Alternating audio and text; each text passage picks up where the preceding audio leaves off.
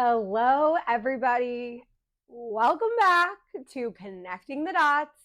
We have made it to another season, and I am so grateful and so excited for what's to come and to see how Connecting the Dots podcast continues to evolve and grow as I evolve and grow. Thank you to everybody who has been with me and listening to the show since the beginning, since season 1 launched in 2022. Wow, what a wild ride it has been. And if you weren't here from the beginning, for a little context, season 1 was the first season. It was amazing. I partnered with New Degree Press, who helped publish my first book, We Can't Change What We Don't Know, How I Started to Think of Food as Medicine. And they taught me so much about the podcasting world, how to put a show together, how to edit, how to market, how to put an intro together, just so many different pieces. They were amazing. And I also leaned really heavily on my journalism background.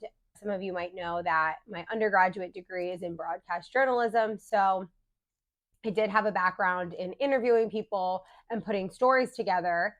However, I did not have much experience in being a host and having my voice be the predominant voice. And that is something that I've still been getting used to as we've continued on throughout this process, and honestly, just throughout me growing as a person, but really did not have that experience or honestly confidence when I did season 1 of the show. So it was very newsy, leaned heavily on my journalism background.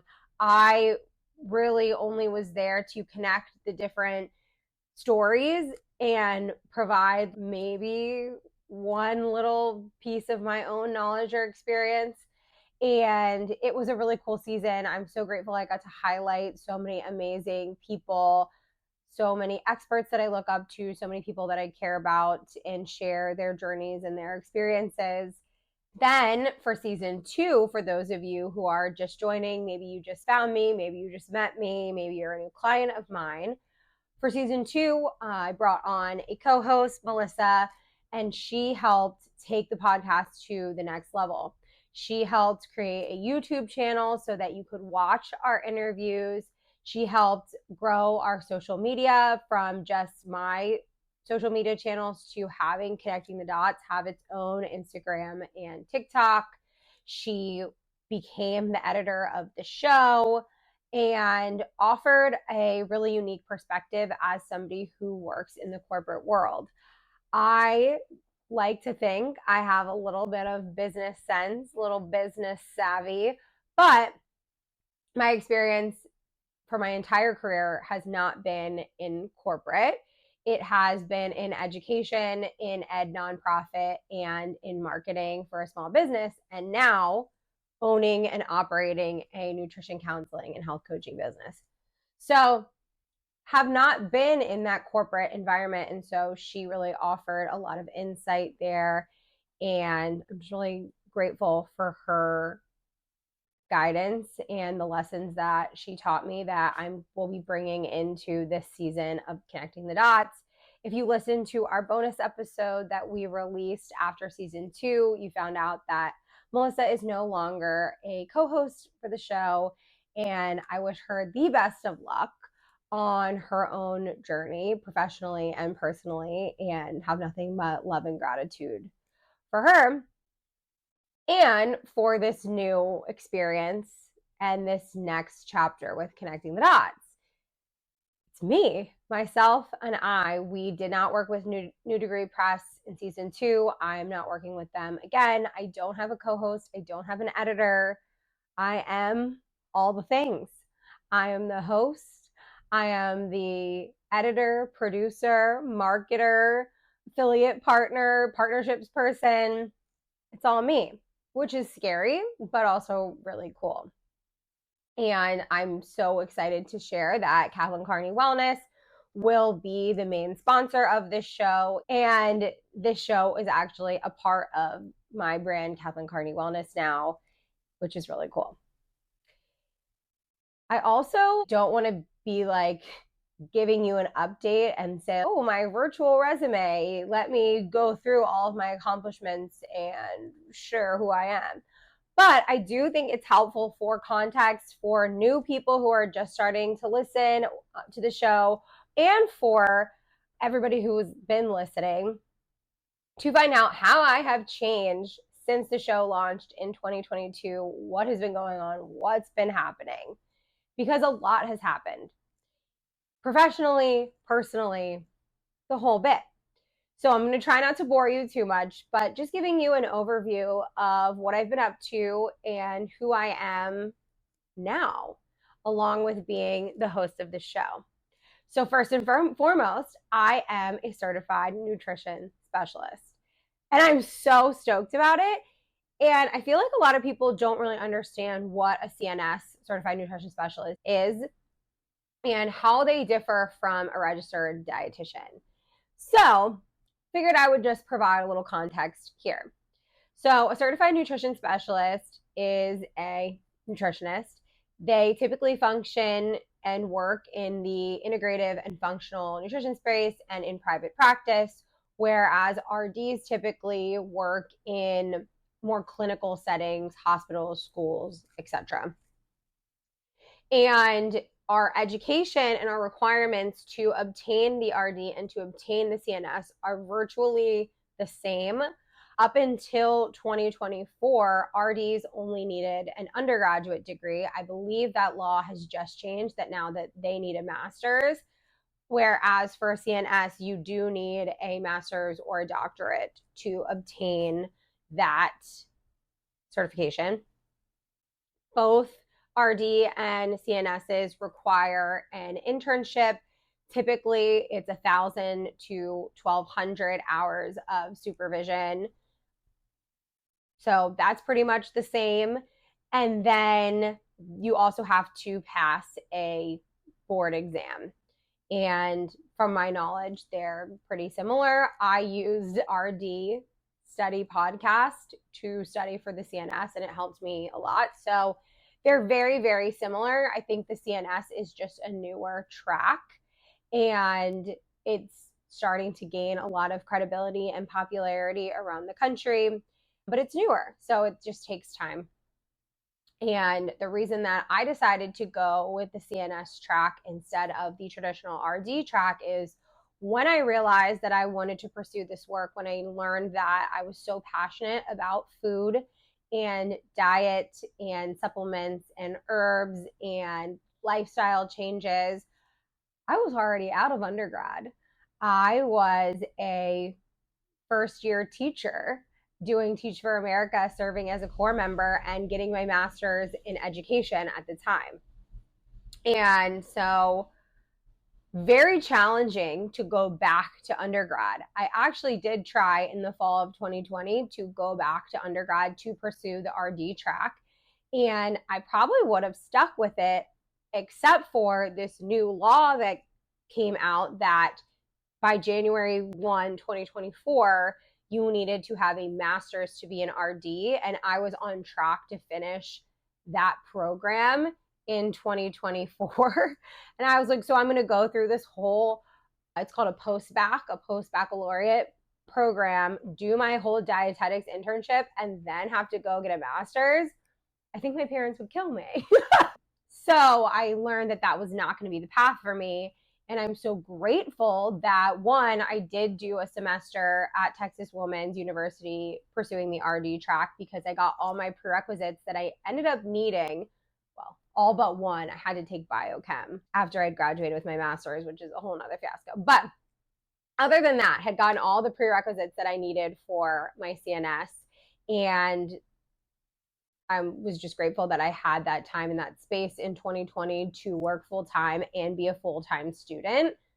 Don't recommend it to anybody who enjoys their sanity, but I'm grateful that I pushed through and had the time and space to do that. So, anyhow, I realized that the RD track was not going to be for me as somebody who has 2 undergraduate degrees and a master's. I was like, I don't really want a third undergraduate degree and then have to get another master's. That just seemed wild. So I was looking for another way, another option. And that is when I stumbled upon American University's nutrition education program. And they told me about the CNS track. And I was like, this is it. This is what I'm doing. Sign me up. And so I started at American University in January of 2021 and graduated in August of 2022 with my master's in nutrition education. Loved that program so much at the time, and still now, but really at the time when I was serving as a Teach for America Corps member, working in Title I schools, very passionate about the education system and providing students with resources, and that included nutritious food and the policies that are in place for children and even adults that give them access to funding. And that funding can be for food, it can be for educational resources, it can be for sanitary products, fill in the blank. And so I was also very passionate about policy. And then, of course, I became very passionate about nutrition when my best friend from high school, Trish, who you heard her in season 1 of the show. I'm so grateful for that episode. I'm going to get emotional. When she was diagnosed with cancer, that is when I really started to learn about the power of food. And so it was really wild to be able to combine these 3 passions of mine, nutrition policy and education, and get a master's degree in that. So here we go. Tears are probably going to flow a few times during this episode. That's okay. I'm new, I'm open, right, y'all? We're vulnerable. And so, anyways, that was an amazing program. And after that, I was like, okay, I need to get an internship. I need to get 1,000 supervised hours to become a CNS. How am I going to do that? Where am I going to do that? And I'm grateful that a mentor at American put me in contact with someone at the Clinicians Incubator. And I interviewed with them and was able to secure a spot to receive supervision from them. And their program is very unique. So I was not working for them and seeing their clients. What they do is they help you set up your own business, your own LLC. In my case, I set up an LLC sub S Corp, and they help you get your own clients that pay you, that you see under the guise of your own business, and they just supervise the nutrition information that you are giving to them. And this was a shock, truly, coming out of my graduate program, because my graduate program was not clinical. I definitely learned so much of the science and the research behind the nutrition recommendations that we see from all of the governing organizations in the US, in our schools, in our policy, and our food banks. I learned the research and the reasoning behind all of those decisions. So have a really solid knowledge of nutrition recommendations and what are the best practices for people to do. However, I did not ever have experience working with a client and listening to their needs, charting their needs, putting together protocols, motivational interviewing them, finding out how to help them want to and stick with the goals that they set to help them achieve the improvements in their health that they desire. And I had no idea how to run and operate a business. So we really got kicked out of the bird's nest in August of 2022. I started with Clinicians Incubator September 1st and had my LLC up and running in October of 2022. And just had to learn on the fly. And so thank you to everybody who trusted me, my first 20 clients. I am so thankful for you and for growing with me and learning with me and putting your trust and your faith in me. I will never forget, part of our supervision was we had these grand rounds in group of like 5 or 6 other people who are under supervision of our supervisors, and we would present our cases and the protocols that we gave for our clients. And so I'm presenting a case for my very first client, and I'm so proud of the protocol that I put together. It hits everything. We got food, we got supplements, we have movement, we have sleep goals, stress goals. Like, it is a beautiful protocol. I'm like, this is perfect. No I's are not dotted, no T's are not crossed. Like, this is legit. And my supervisor looks at me and was like, you expect them to make all these changes in 2 weeks? And I was like, I see what you're saying. I see what you're saying. Probably not feasible and probably really overwhelming for somebody and could make somebody quit. Got it. Noted. Okay. So I had a few moments like that where I was just like, yes, the advice and the information that I'm giving is amazing, but we need to slow it down. We need to be feasible, realistic, and listen to the client and see what is their top priority or what feels the most realistic thing for them to start doing. And that is when I realized that I needed more guidance in the area of coaching and motivational interviewing and behavior change management. And so that led me to applying for the Clinicians Incubator Nested Health Coaching Certification. I'm so thankful that I got to be a part of that, that I got to be a part of their pilot program, be the first group of people to receive this specific health coaching certification. Their program is backed by the national board, so it's an accredited program. And it really taught me a lot about how to get people to move through stages of behavior change to help them figure out what motivates them and will get them to achieve their goals, how to have more in-depth conversations instead of me just giving advice, but how to work in tandem with my clients to really truly listen to them, hear them, and figure out a plan with them. And so I now offer nutrition counseling, and I infuse some of the health coaching skills that I learned, but I also offer health coaching on its own. And I think that that is a really beautiful practice. And I think that they work so well together. And I think that they also work okay separately. But that was definitely a huge need. And it has changed the way that I work as a clinician. And I hope my clients will say that it has changed the way that they feel and it has improved their health, honestly, and given them more of the autonomy and the motivation and the confidence to know that they are the owners of their body, the owners of their health. They are in control of their actions and they do everything. I am just a teacher, a guide, a facilitator, an educator, and I can provide them with the information that they don't have. But at the end of the day, they need to make the choices to change their behavior and to improve their health goals. I can't force anybody to do anything.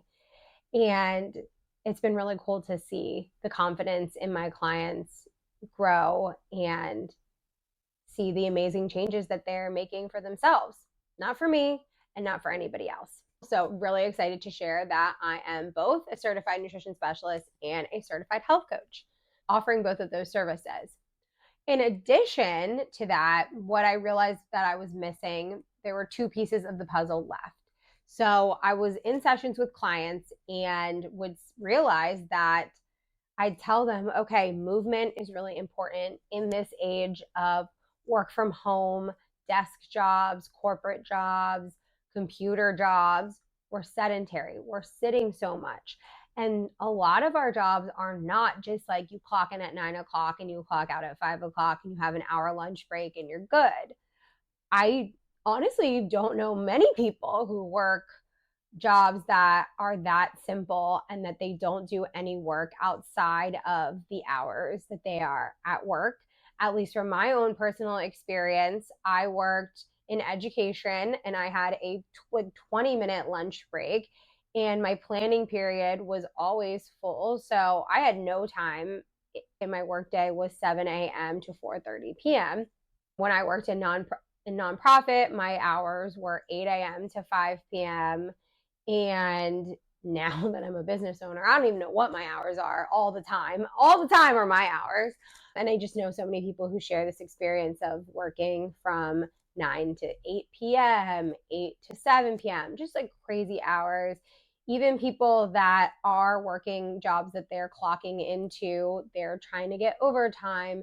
They have responsibilities that they need to take care of outside of work. So, anyways, I'm rambling about how work has taken over. But then you add on outside responsibilities, chores, families to take care of, volunteer work, extracurricular activities, and the window for you to dedicate to cooking at home and exercising every day is small and challenging for a lot of people. And I recognize that.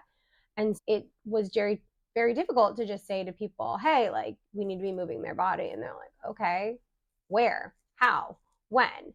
And so low hanging fruit, an easy starting place is always, well, can you take 2 or 3 5 to 10 minute walks throughout your workday? Can you walk after work? Can you get up a little early and stretch and walk in the morning? Like, those are low hanging. But a lot of times people wanted more guidance, wanted to be doing something with more structure. And I realized that I wanted to be able to offer that to clients. And so I got my yoga teacher certification, my 200 hour. And I'm so excited to be able to offer virtual yoga classes to my clients for free. I guess not necessarily free, as an included cost in working with me. I fell in love with teaching so much that I ended up also getting a job part-time at the studio that I got my 200-hour certification at, Black Swan Yoga in Dallas. And I teach 3 times a week at the studio, and I love it. It is part of my week now. It is something I really look forward to. And I'm just really excited to be able to offer a space to move your body and to come together with a community of like-minded people who are interested in improving their health. And the reason that I chose to get a yoga teaching certification is because in graduate school, I actually did a whole class on why yoga can help prevent disease. And what it really came back to was not only the physical activity of yoga, but the breath work and the mindfulness aspect of yoga, and slowing down and breathing and being with your body and stretching and moving through poses and being completely present in what you're doing.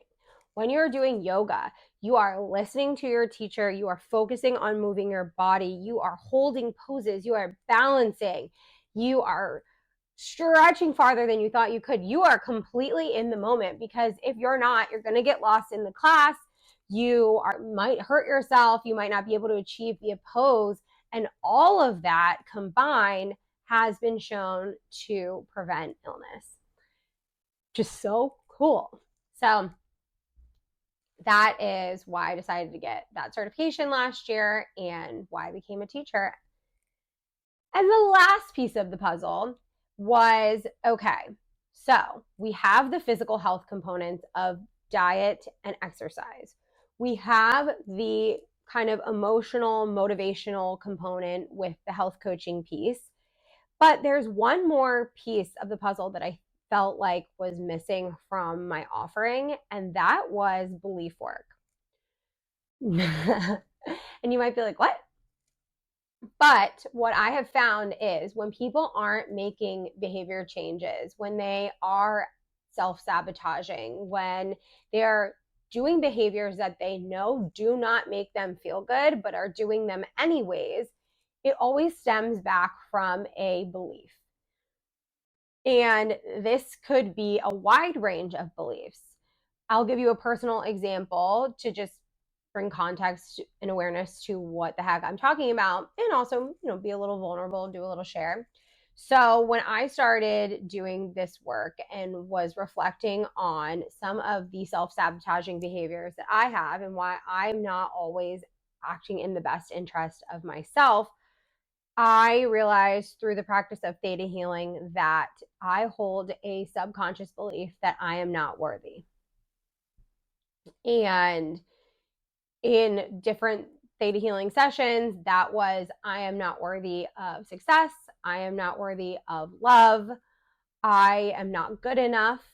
I am bad. These different beliefs just kept coming up in sessions, and I would come to a session with something I wanted to work on, and we would boil it down to these feelings of unworthiness. And part of theta healing is once you identify these negative beliefs that are holding you back, you get to where they began. I was finding that these experiences that I had growing up that were negative, some traumatic, they left in my subconscious these beliefs that I was unworthy. And that's not something that I thought on a conscious level. Like if we were having a conversation and you were like, how do you feel about yourself? How's your self-esteem? I would be like, pretty good. I have a great family, great friends, great fiance. I take care of myself. I try and do good things for other people. I try and be an upstanding citizen. I volunteer. I think my self-worth is pretty good. I like myself and I think I'm a good person. So it really was kind of digging deep and going back to these experiences that I hadn't really worked through and that I did just kind of shove under the rug as a survival mechanism and didn't dwell on it, but realizing that they left a mark on me. And so through the process of theta healing, you're able to identify these beliefs, go back to the origin point, and then reframe them. So I did a lot of work reframing these beliefs and saying, I am worthy. I am worthy of success. I am worthy of love. I am good enough. I am a good person. I am worthy of abundance. I'm worthy of so many different things. And it's such a beautiful practice. And I think that when people really take the time to sit with themselves and really reflect on their experiences and their fears and what could be holding them back, it's really beautiful to watch people work through them and come out the other side of it. And so I've integrated a little bit of that belief work of just like kind of probing, maybe after a few sessions of somebody not making the behavior changes that they've indicated that they want to make, why. I've done a little bit of that, but I have not fully integrated theta healing into my practice yet. And a lot of the reason why I haven't done that is because of my own fear of being seen as woo-woo, fear of not being seen as credible if I incorporate this practice. Because as you know, I received my CNS, which is very credible and clinical. I received my health coaching certification, which was backed by the national board. Very excellent program. Yoga teacher training, also through a very, very credible clinical, I guess not necessarily clinical, but I learned the science behind yoga and the ways to move your body and the different ways to breathe and all that stuff. To then incorporate something that people might see as woo-woo or not very helpful, or be judged because I am not a therapist or psychologist, even though I do have an undergraduate degree in psychology, y'all, but I know that really doesn't mean anything.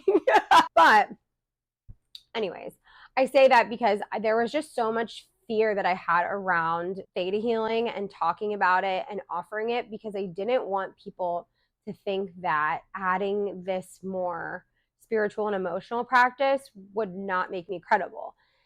And it's silly when I say it out loud because I believe it makes me more credible. I believe it makes me more dimensional, makes me a better practitioner, makes me able to see a whole person from so many different aspects and so many different sides and view health in not just a black and white way, but in a how do you feel about yourself and how have your experiences shaped you? That is profound and that is deep and impactful. And so I'm not going to be afraid to offer it or chat about it anymore. I'm certified. I spent a lot of hours learning and practicing and money to be able to do this. And so I need to start to be able to do it. So that is kind of a long-winded way of sharing what I've been up to and where I am in my business. And I'm really excited about it. So we've got certified nutrition specialist, certified health coach, certified yoga teacher, and certified ThetaHealer. And now I'm really excited to take all 4 of these aspects and combine them and offer packages to clients to give them this full, well-rounded 360 view of health and healing, and to be able to be a one-stop shop for people, because that is something that has very much frustrated me in this world of health and wellness, is that you have your doctors, you have your holistic health practitioners, your functional medicine practitioners, your yoga teachers or group fitness teachers, your nutritionists or your dietitians, your therapists or neuroemotional technique people or nervous system regulators or acupuncturists, chiropractors. You have all these people, which of course I would love to become all of those things. I don't think that it's in the cards for me unless I win the lottery.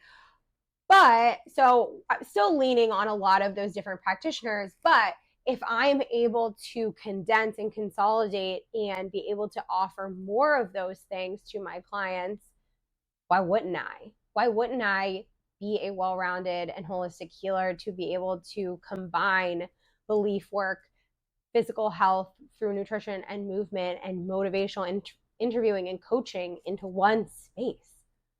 Really cool. So I'm really excited for what's to come in Kathleen Carney Wellness and how I'm going to be able to use this show to share all the information that I have learned over the last 5-6 years, really, if we're going back to when I started to do my nutrition research, when I wrote my first book, to when I got my last certification, which was the health coaching certification, to be able to bring you all of this knowledge and this information and the best practices that I have learned and that I am doing my best to integrate into my life. I'm only human, so I'm not perfect, but I do my best, and I do my best to support my clients and meet them where they're at and help them make small, manageable changes to get them to where they would like to be. So yeah, that's me. That's Kathleen Carney Wellness. That's what we're here for. That's what this season is going to be about. Me sharing my knowledge, my expertise, my experiences, as well as leaning on the people who have shaped me and supported me, whether that be friends, family, practitioners that I go to see, practitioners that I've read their books or followed online and really respect the information that they're putting out there. It's going to be a very personal season. I'm only going to have people on the show that I know personally or have vetted extensively and I respect heavily. And we're going to be talking a lot about new practices that maybe you haven't heard of, new mindset shifts, my own experiences, giving some advice, having friends and family that I love who have gone through things or that we've gone through things together, talk about them, talk about the lessons that we learned, what we did right, what we wish we would have done, so that you can take these lessons and apply them into your own lives. So it's going to be great. I would love to hear any topics that you would like to have discussed on the show. If there is anything that you would like to share on the show, please talk to me, DM me, email me. I would love to brainstorm of how we can collaborate and how we can work together, or how we can find the information that you are looking for. That's why I got into this work, and I'm excited to continue it. The last little bit of what I will share on this episode today, now that I have given you my virtual resume and my thought process over the last few years and why I've gotten the specific certifications that I've gotten that have led me to this moment, to this point where I've gotten the certifications, I've done the work, and I'm ready to help, and I'm ready to inspire, and I'm ready to teach all the good stuff. There's also been stuff happening in my personal life, right? So as I've been doing all of this, it hasn't just been work, work, work, study, study, study, go, go, go. I've had a whole personal life happening. And I am really excited to share this season more about my own personal healing journey and get really vulnerable with you all. As I shared, I got into this work because my best friend, Trish, was sick. And unfortunately, in 2022, she passed away. And grieving has been wild. They really mean it when they say that there are the many different stages to grief, and it's amazing what emotions come up for you and what you have to work through, and there's so many layers to it. And one of the layers that I will share on this episode as another example of getting vulnerable with you all is, as I was healing from her passing and just healing from losing one of the closest people to you in your life, your best friend since freshman year of high school, your confidant, someone who knows, confidant, someone who knows you better than arguably most people, I learned that I also needed to heal from the fear of myself getting sick and dying, and the people I love getting sick and either dying or have something really terrible happening to them. And I did not know that this fear was growing and growing inside of me, because while Trish was sick, I was able to displace that fear and focus on helping her and focus on, what are we going to do for you? I channeled all of the emotions that I was feeling: fear of her passing away, fear of myself getting sick, fear of other people getting sick. And I just channeled it into finding solutions, which I would say of coping mechanisms is a healthier one. But I would also recommend feeling through those feelings yourself and talking about them instead of piling them up, because I have had to do a lot of work around my own fear that I developed of getting sick. And I started realizing it because I would have a pain in my hip and I would automatically think it was cancer. Or I have, many of you know, I struggled with PMS and I would go to the worst. Oh, I'm infertile. And I just realized that because of experience that I've had not just with Trish, but with other friends and family members who have gotten sick and either passed away or had some type of irreversible damage happen to them, I internalized that and I believed that that could happen to me. And it was causing me so much stress and so much distress. And I learned that I really needed to heal that. And so I think I'm going to do an episode about that this season, about what I discovered throughout that process, and hopefully offer you all tools to that. It's something that I'm still working through, but I think I'm in a much better place than I used to be. Another thing that's going on personally is that I got engaged last summer and I'm getting married next summer. And that has been such an exciting and beautiful time, but it also comes with a lot of stuff. And I'm sure if you have been married before, you have gone through the wide spectrum of emotions that come with that, of being so happy and so overjoyed and so excited to commit to somebody and share a bond and build a family and have a partnership and all the good stuff that comes with getting engaged, as well as an identity crisis. I've been Kathleen Carney my whole entire life. Kathleen Carney Wellness is the business. And next year, I'm not going to be Kathleen Carney anymore. I'm going to be Kathleen Self. Whoa. And along with that, that's one piece. But then another piece is making choices. Are you going to have a bridal party? Who are you inviting to your wedding?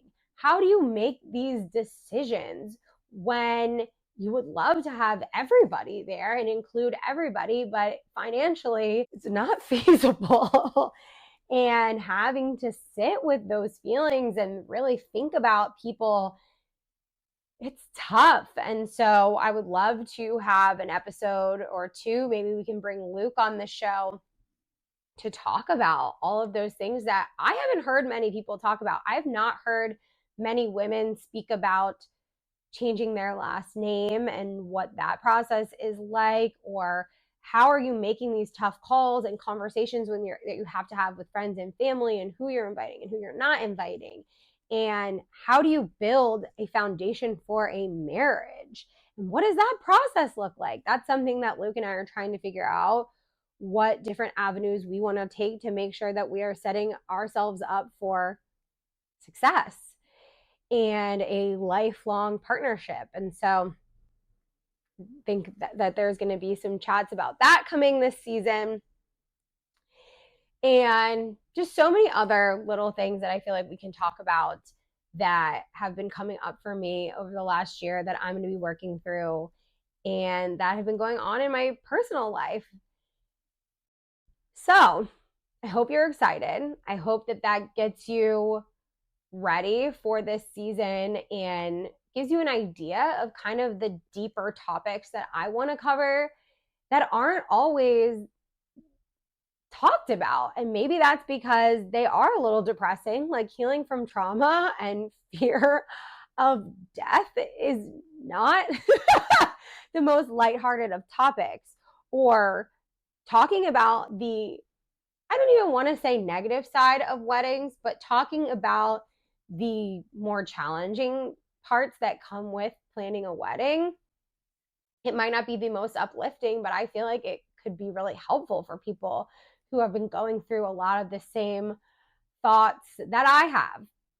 And I want to have more conversations like these. So, like I said, if there's anything that is interesting to you that you've seen me talk about on social media, or that you haven't seen me or anybody talk about that you think would offer people a lot of good insight and help people feel like they're not alone or think through scenarios a little bit differently, that's what I'm here for.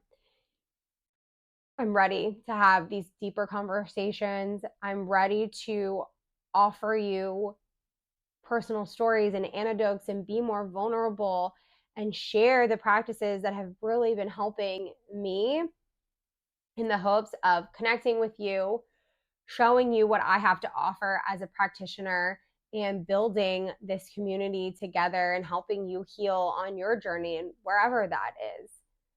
So I hope that sounds good to you. I hope you're as excited as I am, and I can't wait for what's in store.